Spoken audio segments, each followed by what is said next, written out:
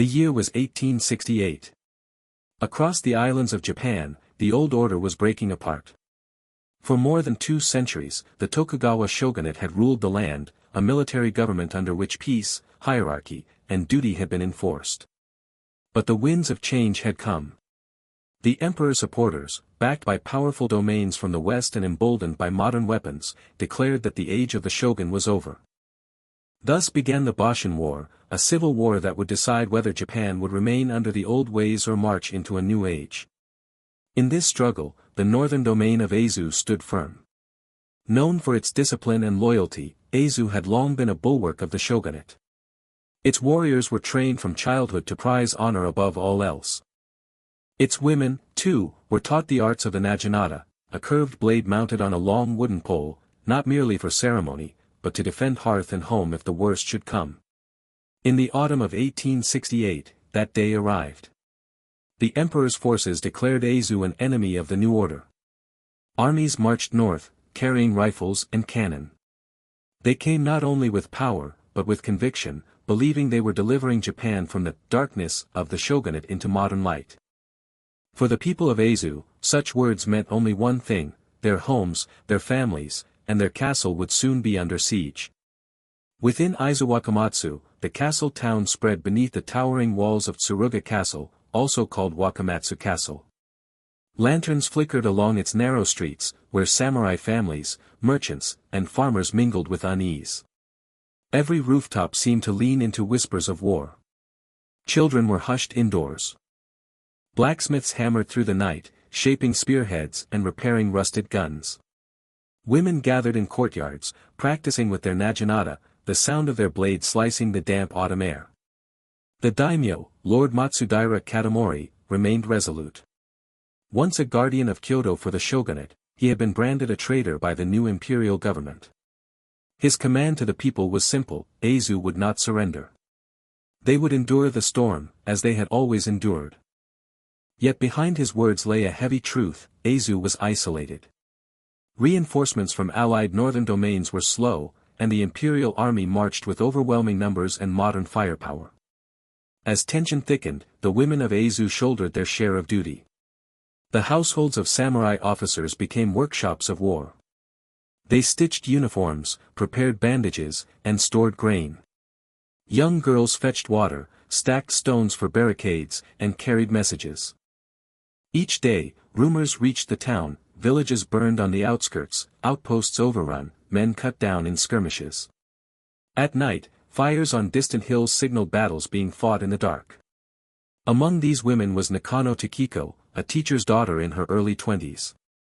Skilled with the naginata since childhood, she carried herself with the composure of a seasoned warrior. Though not of high rank, her spirit commanded respect. As the threat of siege became undeniable, Takeko gathered like-minded women, wives, daughters, and sisters of samurai, into a band that would soon be known as the Jōshitai, the girls' army.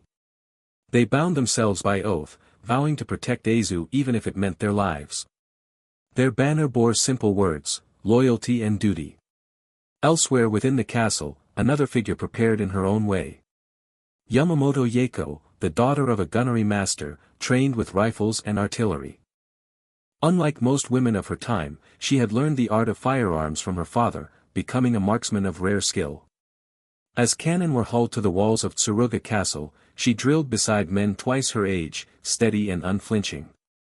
Where Takiko's courage lay in the charge, Yaeko's lay in the patience of a sharpshooter, waiting for the right moment to strike. The people of Aizu were not naive. They knew the imperial army would come in numbers their castle had never faced before.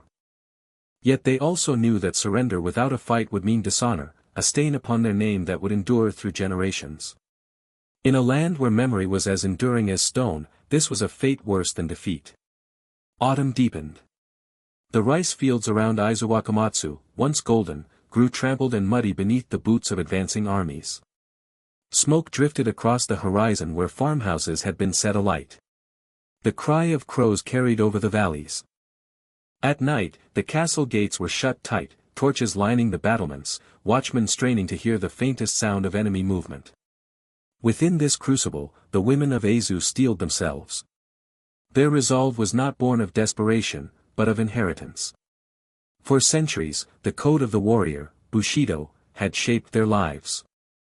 Even if history would not remember their names, they would stand, side by side with the men of Aizu, until the last lantern on the walls of Tsuruga Castle was extinguished. And so, as the year 1868 pressed toward winter, the stage was set. Aizu, proud and unyielding, faced the fire of a new Japan. Its men, its youth, and above all, its women, prepared to write a chapter of courage that would echo beyond the fall of their walls. Autumn, 1868. The fields outside Aizu lay scarred. Roads once used by merchants and pilgrims now carried columns of imperial troops. Villages that had once echoed with children's laughter now stood silent, shutters nailed shut, smoke rising where barns had been burned. The people of Aizu knew that the war had come to their very threshold. The question was no longer if they would be attacked, but when the storm would break upon them. Inside the castle town, the rhythm of life had shifted into the cadence of war. Smiths worked through the night, hammering sparks against steel. Mothers and daughters gathered in courtyards, weaving bandages, drying roots for medicine, and grinding powder for cartridges. Rice was rationed, miso paste, pickled vegetables, and water barrels were stockpiled in hidden cellars. Every household was a garrison in miniature, every hand, young or old, turned toward defense. The samurai of Aizu were famed for their discipline, but what gave the castle town its unique strength was the unity of its people. From the daimyo down to the humblest servant, duty was shared. The women, especially those of warrior families, carried their traditions into this new crucible. They were called onabugeisha, women of the warrior class, and their weapon of choice was the naginata, a curved blade mounted upon a long pole. More than a weapon, it was a symbol, an extension of honor itself. Its sweep could keep enemies at bay, its blade could cut through armor, but above all it marked the readiness of women to defend what mattered most. Nakano Takeko stood at the center of this rising spirit. Only in her early 20s, she carried herself with the calm authority of one who had prepared her whole life for this moment. Trained since girlhood, she had studied literature as well as the arts of war, embodying the Aizu tradition that intellect and blade must walk together. Now, as imperial forces closed in, she gave her voice to the unspoken question haunting every household: would the women stand idle, or would they fight? Takiko's answer was clear.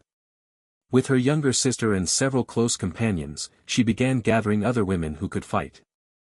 Some were wives of officers, some were daughters of retainers, others were girls who had trained quietly in backyards, their fathers never imagining they would take the field. What began as whispered discussions soon became open drilling.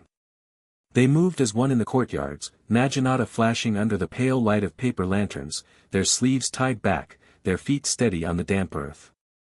The townsfolk watched in awe. What had once seemed unthinkable, that women might march into battle, now inspired pride.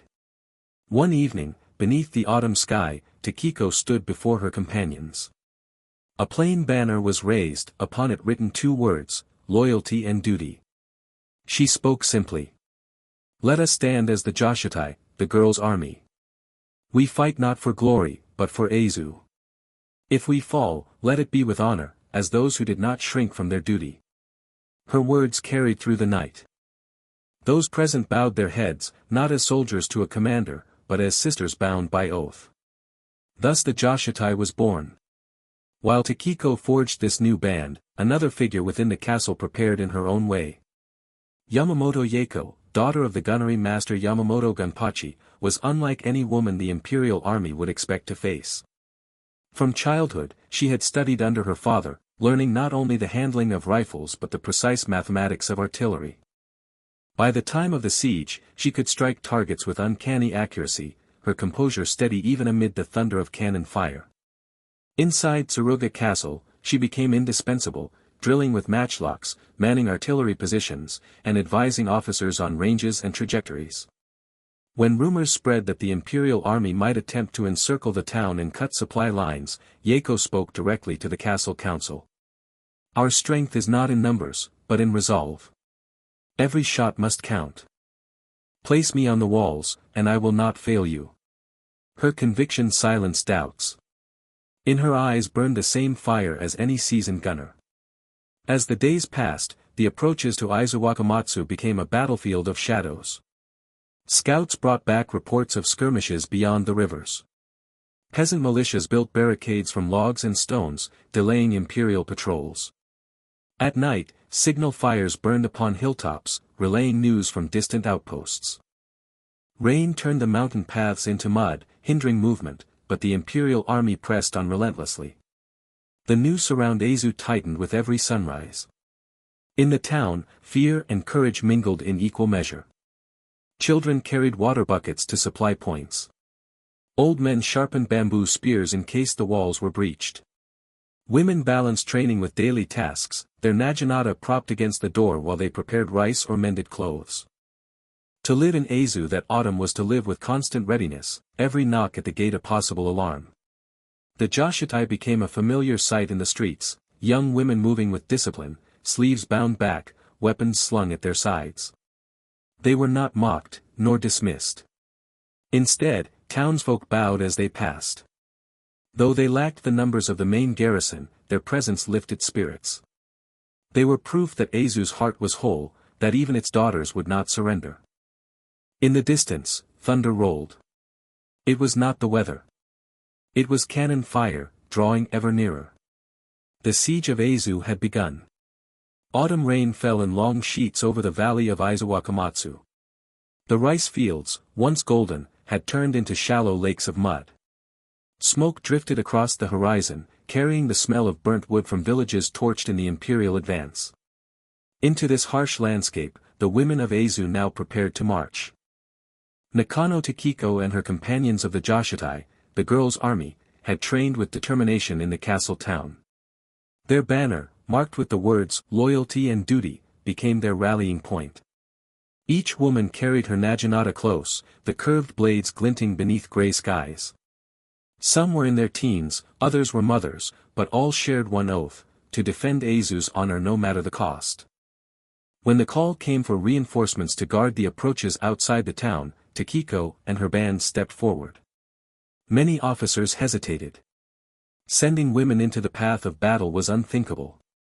But the women insisted. Takeko herself spoke with quiet firmness. "Better that we stand in the field, than hide while our brothers fall. Our duty is the same." At last, permission was given. The Jōshitai set out from the town, their march solemn and disciplined. Townsfolk lined the narrow streets, bowing deeply as they passed. Lanterns swayed in the wind, casting shifting light across determined faces. Some wept silently, knowing these daughters and sisters might not return. Yet the women did not falter. Step by step, they carried Aizu's spirit with them into the open fields. Their destination was the outskirts where skirmishes had already erupted. The imperial army, advancing steadily, had begun probing the defenses with rifle fire. Barricades of logs and overturned carts had been thrown across the roads, while shallow trenches cut into the earth. Aizu's defenders, samurai and commoner alike, watched with renewed courage as the Jōshitai took their place among them. The weather itself became a weapon.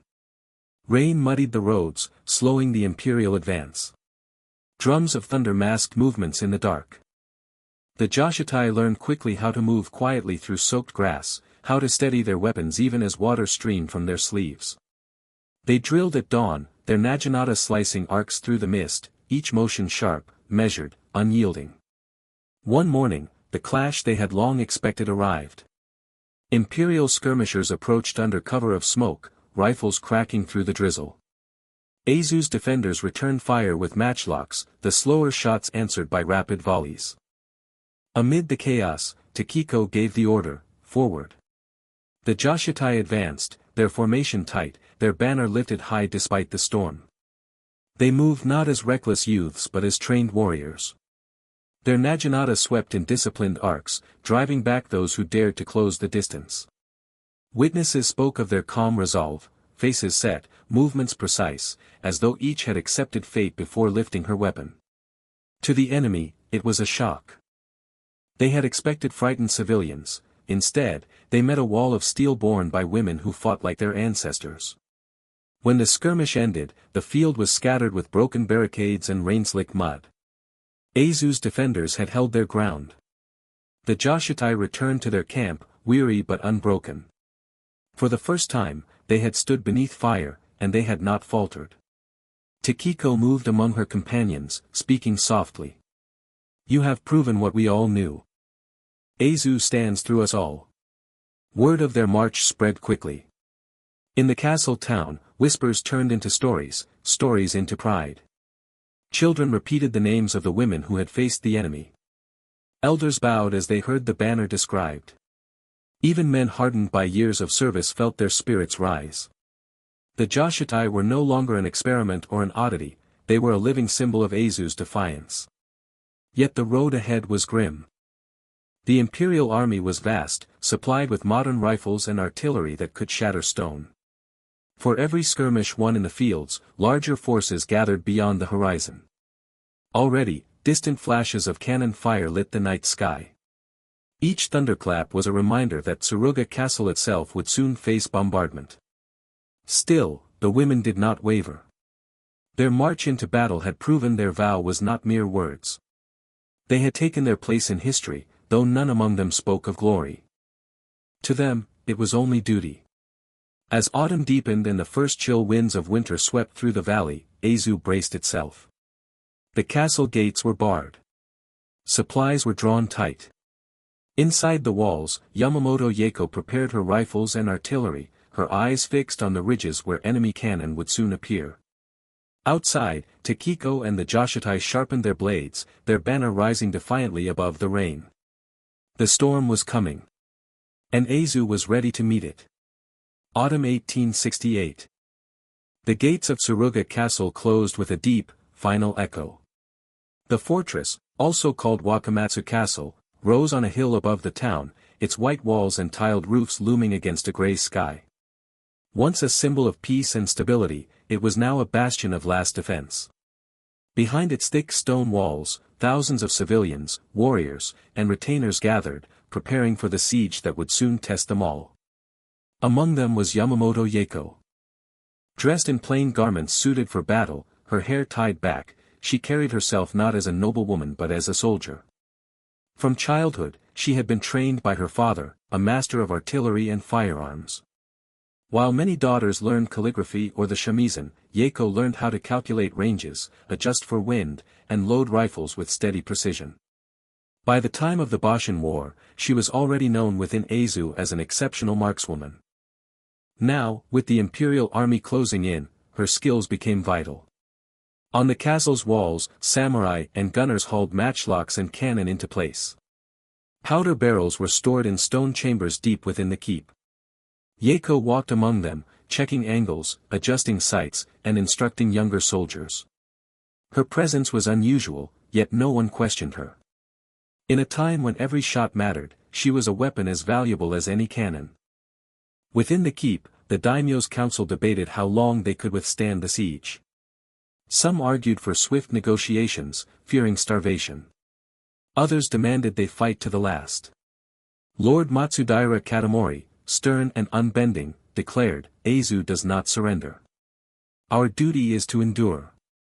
Yaeko listened quietly at the edge of the chamber. She understood the weight of their words. Supplies were limited, the castle's granaries held rice and miso, but not enough for a long siege. Thousands of civilians, families of samurai, merchants, and peasants, had taken shelter within the walls. Every extra mouth meant one less day of survival. Still, morale depended on resolve. If the leaders faltered, so too would the people. At night, the courtyards of the castle glowed with lanterns. Children huddled in storerooms, their laughter subdued, replaced by whispered prayers. Women carried buckets of water, gathered herbs for medicine, and tended to the wounded already arriving from skirmishes outside. In one corner, the Jōshitai sharpened naginata by lamplight, their banner propped proudly beside them. Though stationed beyond the walls at times, they often returned to the castle to rest, train, and care for their wounded. Yaeko moved between these groups, her rifle slung at her shoulder. She spoke little, but her calm presence steadied others. Once, a nervous young boy tasked with loading powder confessed his fear. Yaeko simply placed a hand on his shoulder and said, "Courage is not the absence of fear. It is to act despite it. Remember this, and you will serve Aizu well. From the battlements, she watched the enemy's fires multiply across the fields.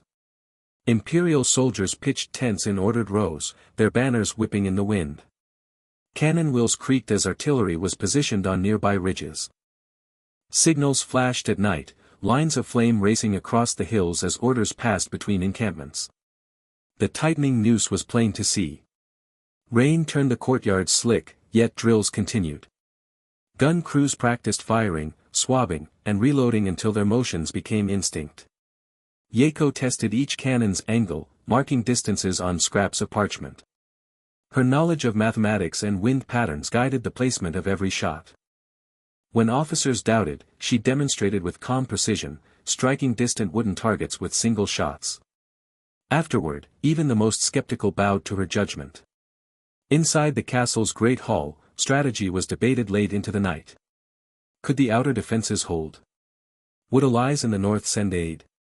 Messengers slipped through the lines, risking capture to carry desperate appeals. Each day without news tightened the weight upon the council. Still, Lord Katamori and his commanders resolved to endure. The memory of generations demanded nothing less. As the days passed, the sound of distant cannon fire grew constant. Outlying defenses fell one by one, their survivors fleeing to the safety of Tsuruga's walls. Families crowded tighter into the castle's chambers. Food was rationed to the barest bowls of rice. Smoke drifted over the town as imperial shells set roofs aflame. The people of Aizu lived beneath constant alarms, sometimes real, sometimes false, but always filled with tension. Through it all, Yaeko remained at her post. Her rifle rested across her knees when she slept, her place always near the battlements. Rain or moonlight, she watched the enemy lines, eyes sharp, calculating distances with every flicker of torchlight. Where others saw only dread, she saw opportunity. Every movement of the enemy was a puzzle to be solved, every ridge and slope a factor to be weighed. Thus the defenders of Aizu endured. Their castle stood proud against the storm, its white walls streaked with soot, its people bound by duty. Inside, women like Yaeko carried the same weight as any man, tending, training, and fighting. They knew the days ahead would bring fire and thunder, but their resolve was unbroken. The siege was tightening. The enemy was ready. And within Tsuruga Castle, so was Yaeko. Autumn 1868, outside Aizu. The first cold wind off the mountains scraped across the valley and pressed smoke low over the rice fields. What had been a harvest plain turned into a web of dikes, flooded paddies, and narrow raised lanes, terrain that punished any army careless enough to rush. It punished the defenders too. Mud clung to sandals and straw boots. Wagons sank to their axles. Every movement cost breath and time.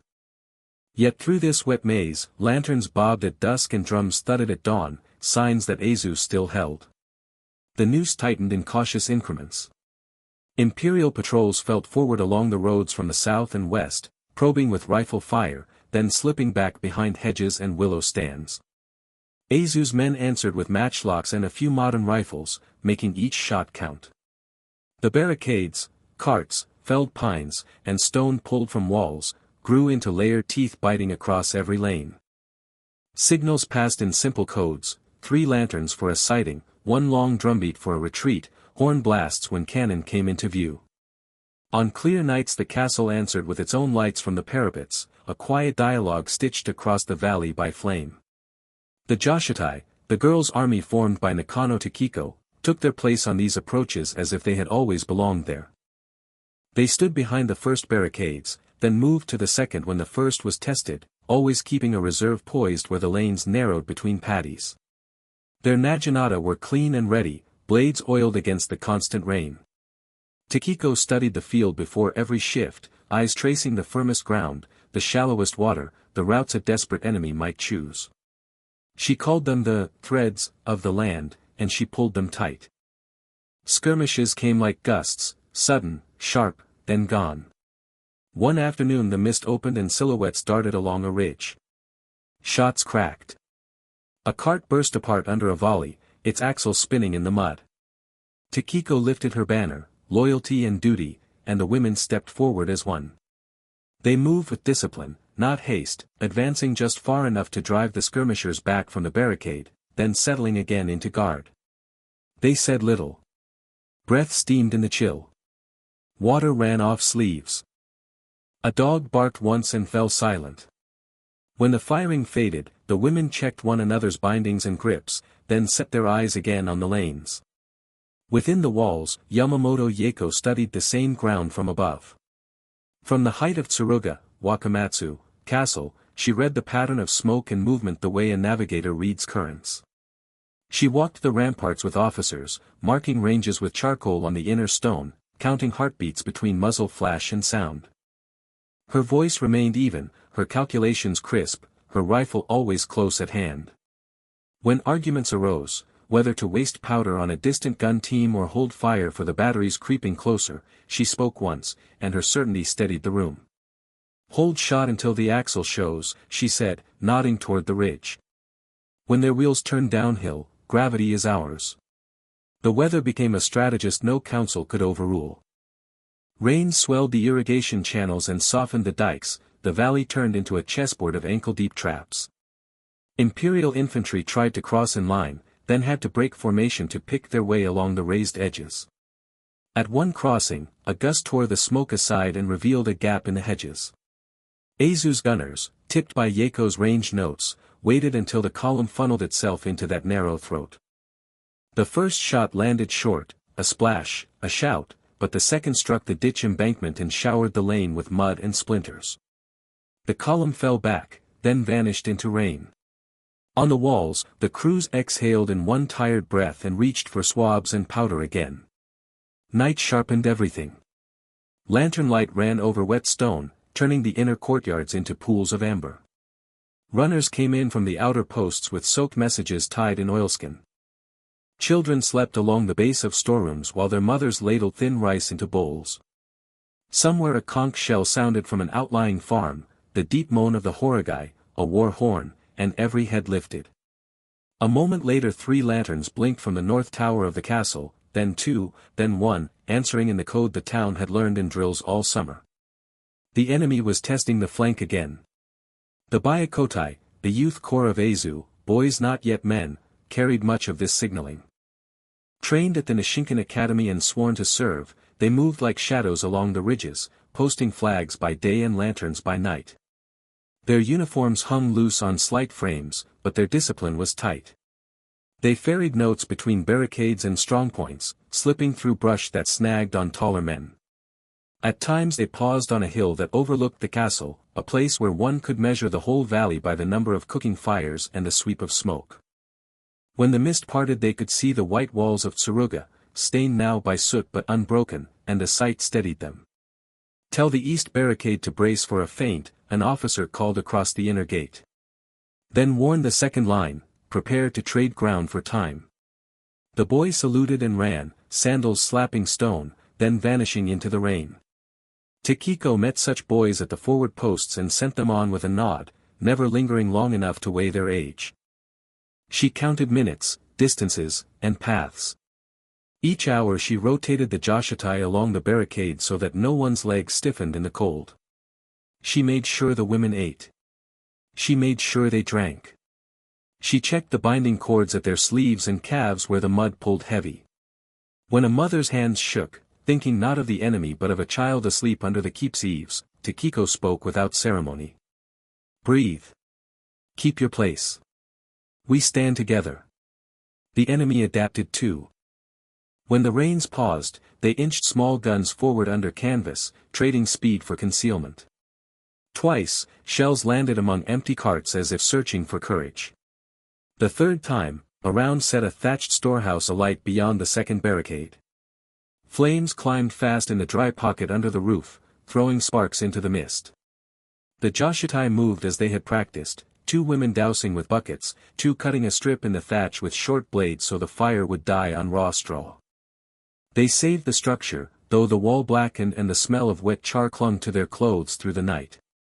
Yaeko's eyes never left those creeping teams.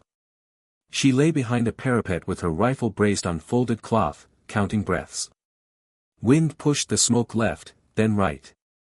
She framed the faces of the gunners in the notch, not to hate them, but to hold the distance steady in her mind. When the lead man raised a hand and there were lifted over a stone, she squeezed. The crack rolled along the wall, and the team went to ground. She did not smile. She shifted, reloaded by touch, and watched for the next chance to buy the defenders another yard of time. In skirmish after skirmish, the land decided as much as steel. Willow roots held where planks did not. A narrow levee, overlooked on a hand-drawn map, became a lifeline for a retreating squad. A shallow paddy, written off as a trap, concealed an approach that brought the Jōshitai within a spear's length of a forward picket before the enemy even realized they were there. Takeko kept her women from chasing too far. She was careful with them, as careful as any captain with his best troops. When they pressed an advantage, it was because the ground itself agreed. By dusk, men and women alike tasted powder on their tongues and smoke in their throats. The castle walls glowed dimly in the last light, pitted where shots had struck.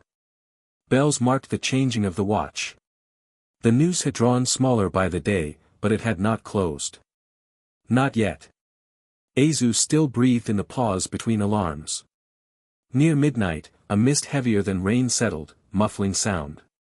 A runner slid through the gate with a message from the north. An outlying post had fallen back in order, leaving a gap that must be stitched before dawn. Takeko took half her strength and moved to that seam, boots whispering over flooded earth. She placed pairs where the lanes narrowed, fours at the cross-dyke, and held the rest behind a willow copse. Lanterns were hooded. Voices dropped to whispers. Somewhere in the dark, a heron lifted, wings brushing the water like a hand smoothing silk.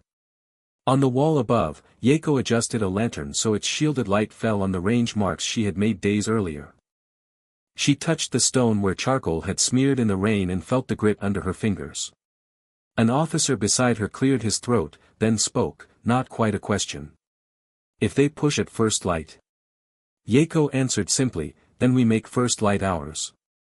Dawn, when it came, was a cold pearl behind ragged cloud. Larks stayed low. The enemy tested the seam and found it guarded. Shots rang, brief and sharp, but the line held. The first real snow threatened in the air, more ice than flake, a sting on the cheek, and the valley shivered. Another day had been purchased with caution, sweat, and courage measured out in yards, not miles. So the noose tightened, and yet it did not strangle. Not while barricades stood, not while signals leapt from tower to hill, not while a banner reading "Loyalty and Duty" shifted in the rain above steady blades. The siege pressed in from every ridge and lane, but Aizu answered with ground, weather, and will. And as the castle's bells told the hour, both the gunners on the wall and the women in the fields knew the truth that bound them. Survival was a series of choices made under a grey sky, and today, they had chosen well. The siege had stretched into long, punishing weeks. By late October of 1868, Aizu was a fortress surrounded on all sides. From the ridges above, the imperial army rained down fire day and night. Shells arced through the smoky air, their thunder shaking tiles from rooftops and sending sparks across the town below. The people of Aizu had prepared for this storm, but no preparation could shield them forever. Within Tsuruga Castle, every hour became a test of endurance. The outer town burned in patches, black smoke twisting into the grey sky. Ash drifted across the courtyards like dark snow, settling on barrels of water, on rice bowls, on the hair of children hiding in storerooms. Mothers hushed them with lullabies even as the stone trembled from distant impacts. The women of Aizu bore this weight silently, their labor unending. They carried buckets, patched walls, cooked what little grain remained, and tended the wounded who arrived in steady numbers. Food shortages gnawed at everyone. The granaries, once thought ample, proved thin when divided among so many mouths. Rice was rationed to the smallest handfuls, mixed with husks and wild roots gathered from scraps of land still outside the enemy's grip. Salted fish vanished quickly. Pickled plums, once a common staple, became precious treasures reserved for the sick. Even tea leaves were boiled again and again until they yielded only faintly colored water. Hunger became another weapon of the siege, and it struck the old and the young alike. Despite these hardships, discipline held. The Jōshitai continued their rotations outside the walls, returning to the castle when storms of fire grew too heavy. Their banner, loyalty and duty, was patched where sparks had burned holes, yet it still flew. Takeko kept her women focused, ensuring none broke under the strain of exhaustion. She reminded them of the oath they had sworn, not for themselves, but for Aizu. Inside the castle, Yamamoto Yaeko remained tireless. She and the gunners stood watch upon the ramparts, firing sparingly, never wasting powder. Each shot was chosen carefully. When an enemy battery revealed itself by muzzle flash, she raised her rifle or directed a cannon crew. Once, after a night of constant bombardment, she calculated the enemy's next likely position and ordered a shot into the mist at dawn. The round struck true, scattering a gun team before they could even fire. Her calm precision gave heart to those around her, proving that even in the storm, Aizu could strike back. The castle's defenders lived in a world of constant alarms. At midnight, the bells might toll, calling every hand to the walls. Lanterns swung in the wind as men and women rushed to their posts, only to discover the threat was a probing volley meant to sap their strength. By dawn, another alarm might sound, this time real, an enemy assault on a barricade, or a fire igniting in the town. Sleep became a luxury measured in minutes. Still, the people endured, for they had no choice. Letters from the outlying posts painted a grim picture. Allies in the north, once hoped to come to Aizu's aid, sent word that they too faced defeats. Villages loyal to the shogunate were falling one after another. The imperial army's grip was closing over all of northern Japan. Each message brought more silence to the council chambers of the daimyo. Yet no one dared speak of surrender. To do so would betray centuries of loyalty, and that was unthinkable. The women's resolve shone brightest in these darkest hours. Some tended makeshift hospitals, binding wounds by lantern light, their hands steady even when supplies ran low. Others patrolled the walls with spears and naginata, eyes scanning the smoke-choked horizon. Children carried water to cisterns. The very rhythm of survival became their resistance. One evening, as shells set ablaze the outskirts of the town, Takeko stood with her comrades at a barricade. Sparks drifted over the fields, settling in the wet grass.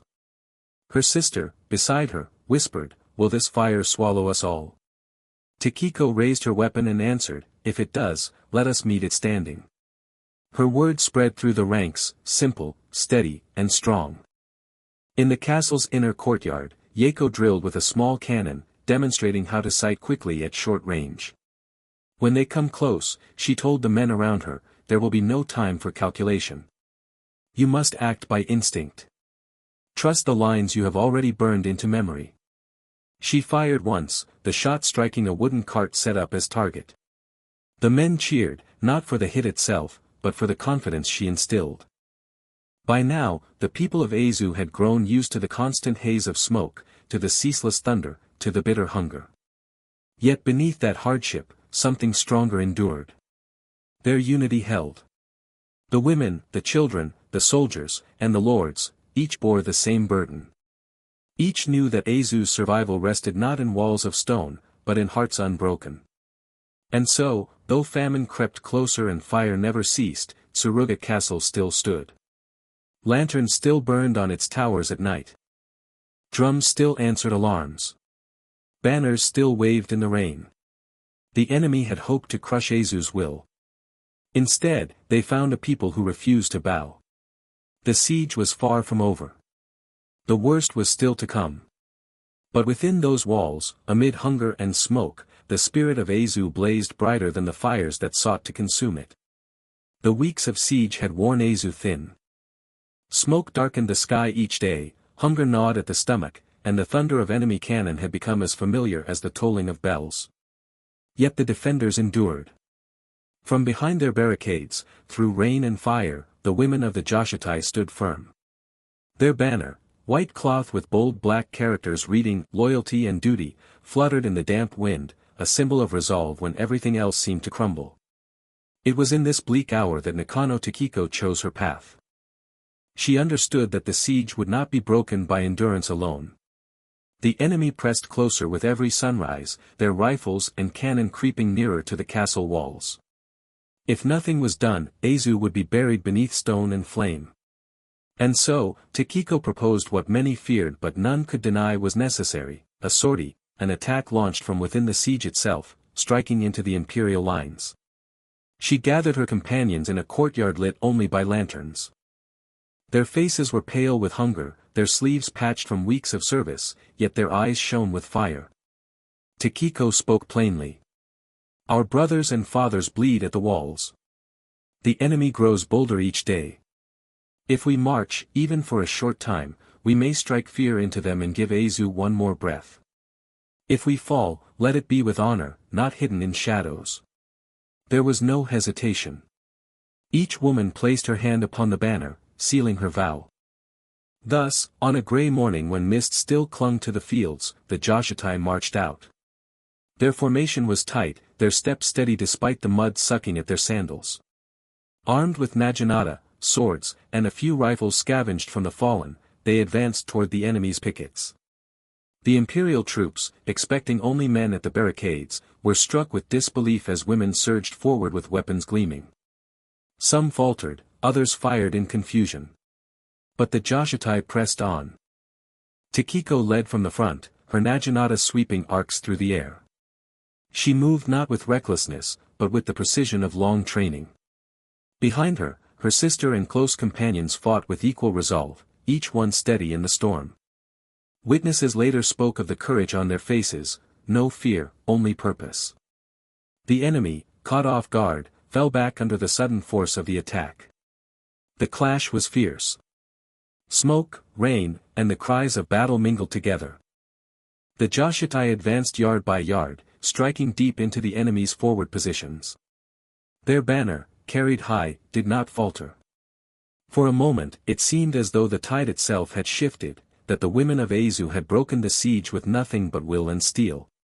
But courage alone cannot overcome numbers. Soon, more imperial soldiers rallied, bringing rifles to bear. Bullets cut through the mist, and the ground turned slick with rain. The Jōshitai fought on, every step forward paid for in exhaustion and sacrifice. Takeko herself pressed the attack, urging her sisters to hold fast. By midday, the field was a churn of mud and smoke. The women had struck fear and awe into their enemies, yet the cost was heavy. Many fell, too many to be replaced. Still, the survivors refused to retreat until the order was given. Only when Takeko signaled did they pull back, carrying their wounded with them, their banners still aloft. The sortie became legend even as the echoes of battle faded. For the defenders within the castle, the news spread like fire, the Jōshitai had marched into the teeth of the imperial army and returned. Their courage inspired men and women alike, proving that Aizu's spirit had not been broken. Children whispered their names, elders bowed their heads in reverence, and even hardened soldiers admitted that the women had shown a bravery unmatched. Yet in the quiet after the clash, sorrow lingered. Too many had not returned. Among them was Nakano Takeko herself, who had led the charge with unwavering resolve. Accounts tell that she continued fighting until her strength gave out, asking only that she be remembered with dignity. Her sacrifice became the heart of the Jōshitai's legend, a symbol not of defeat, but of honor unshaken. Back within the castle, those who remained stood vigil beneath the banner. They spoke no words of despair. Instead, they repeated the vow Takeko had given them, to fight for Aizu until the end. Their bodies were weary, their numbers diminished, but their spirit was iron. The sortie of the Jōshitai became a moment burned into memory. It did not change the course of the war, but it changed the meaning of the siege.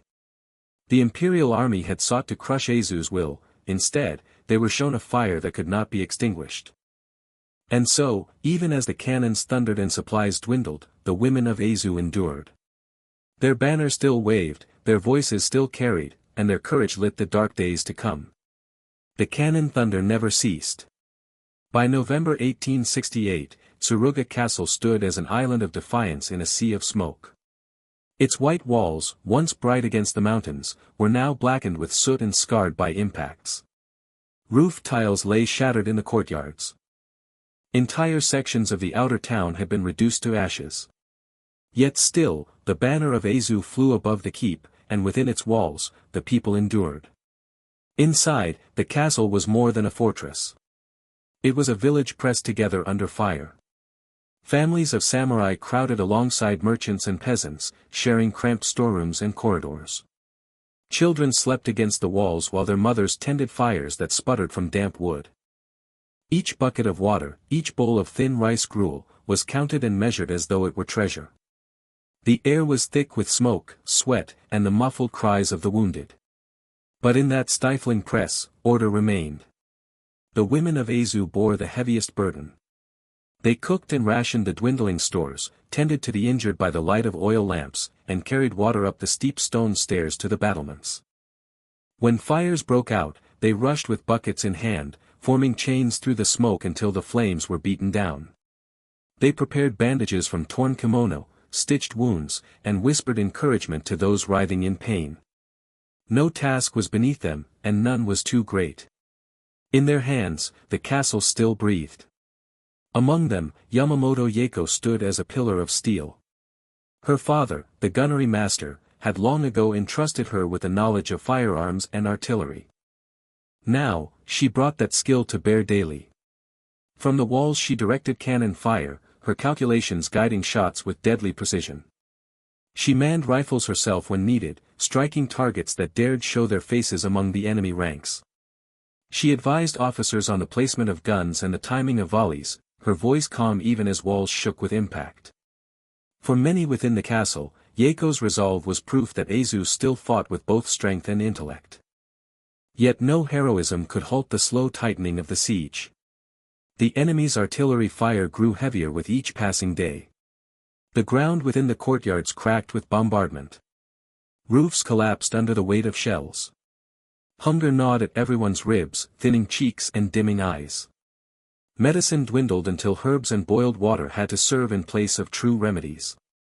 The people of Aizu were being crushed, not in a single blow, but by the steady grind of exhaustion, fire, and famine. The Jōshitai, reduced in number after their great sortie, returned often to the castle to rest and recover. Their banner, though torn and scorched, still hung proudly in the keep. Those who survived their charge into the imperial lines carried themselves with quiet dignity. They had lost sisters, friends, and their commander Nakano Takeko, but they did not falter. They sharpened their naginata, stood watch upon the walls, and helped tend to the wounded. In their presence, even weary men straightened their backs. As November turned toward winter, the truth became undeniable. The imperial army had encircled the castle completely. No aid would come from the north. Supplies were gone. Even the strongest among the samurai admitted what could not be ignored: Aizu could not endure forever. Within the council chambers, voices rose in bitter debate, some demanding continued resistance, others urging surrender to spare the lives of women and children. Lord Matsudaira Katamori sat in silence, his face lined with exhaustion and grief. He had sworn loyalty to the shogunate, and his people had paid the price. To surrender was to live with shame. But to resist any longer was to condemn thousands to starvation or slaughter. At last, the decision was made. Aizu would surrender. The message spread through the castle like a chill wind. Some wept openly, others bowed their heads in silence. But all understood. The long storm was ending, not with triumph, but with survival. The gates opened. Imperial soldiers marched in, their rifles gleaming. Yet instead of massacre, there was restraint. The defenders were disarmed, their banners lowered, their weapons surrendered. For the women who had fought and labored so fiercely, it was a moment of unbearable sorrow. The naginata that had been their pride and shield were laid aside. The Jōshitai stood together one last time, their banner folded and carried into memory. Nakano Takeko's fate had already become legend. Fallen in the field, she was remembered with reverence by comrades who spoke her name in hushed tones. For her and for all those who had not returned, the surrender was a bitter weight. Yet their sacrifice ensured that Aizu's name would never vanish into silence. Yaeko too endured beyond the walls, her marksmanship and resilience remembered long after the smoke cleared. When the guns fell silent and the enemy departed, what remained of Aizu was ruin, burned homes, shattered walls, graves hurriedly dug in rain-soaked earth. But from that ruin, a legacy rose. The courage of its women, their steadfast resolve under fire, became part of the story of Japan's transformation. In a war often told through the deeds of men, the women of Aizu proved that honor, discipline, and sacrifice knew no boundary of gender. Years later, their memory endured. The tale of Nakano Takeko and the Jōshitai inspired generations, a reminder that courage could blaze even in the darkest storm. Yamamoto Yaeko lived on to see a new Japan, her skills eventually carried into service in the modern age. For the people of Aizu, these women were not just defenders of their homes, they were the embodiment of loyalty itself. The Siege of Aizu was but one chapter in the Boshin War, yet it revealed a truth that echoed far beyond its walls: when pressed to the edge, even the powerless could rise with strength unimagined. The women of Aizu, standing with naginata in the rain and rifles on the walls, had proven that duty and honor lived in every heart that refused to yield. And so the story closes, not in triumph, but in dignity. The castle may have fallen, but the spirit of its defenders did not. Their courage, their sacrifice, their unwavering resolve, these remain, carved into the memory of a nation. Thank you for watching this cinematic retelling of The Women of Aizu. If you found this story moving, please like, share, and subscribe for more history brought to life.